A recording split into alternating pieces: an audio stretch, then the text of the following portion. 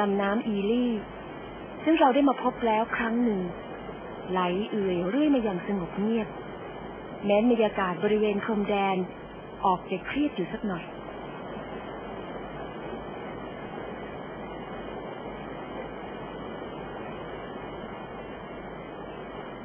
ลำน้ำนี้ไหลขึ้นเหนือจากที่นี่แล้วหลั่งลงสู่ทะเลสาบบาลคัชเราขับรถจี๊ปเรื่อยลงใต้ตามเส้นทางสายไหมไปสู่ทะเลสาบอีกแห่งหนึ่งคืออีสซิกคูซึ่งเป็นทะเลสาบตามตำนานในขุนเขาเทียนซานที่กล่าวกันว่ามีเมืองโอเอซิสโบราณจมลงสู่ก้นทะเลสาบแล้วสาบสูญไป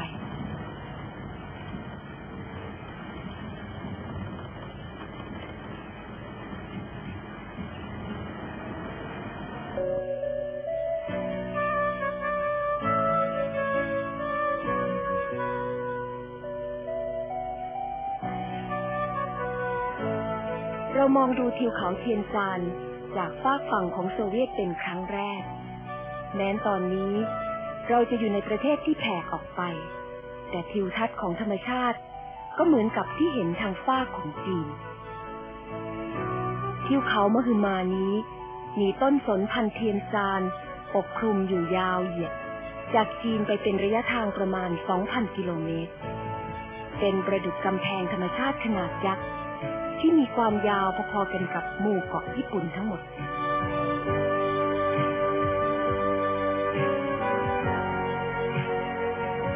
ถนนสายเหนือของเทียนซานเมื่อครั้งหนึ่งนั้นได้เคยรุ่งโรจน์มาสุดขีดในกระบวนสถานที่อื่นใดบนเส้นทางสายใหม่มันเหยียดยาวตั้งแต่อาณาเขตของจีนไปตามเชิงเขาด้านเหนือของเทียนซานไกลไปจนจรดสหภาพโซเวียตและล่วงเข้าไปในเส้นทางทุ่งหญ้าแล้งอันเป็นทุ่งหญ้าแพรรี่อันมหึมาของเอเชียกลาง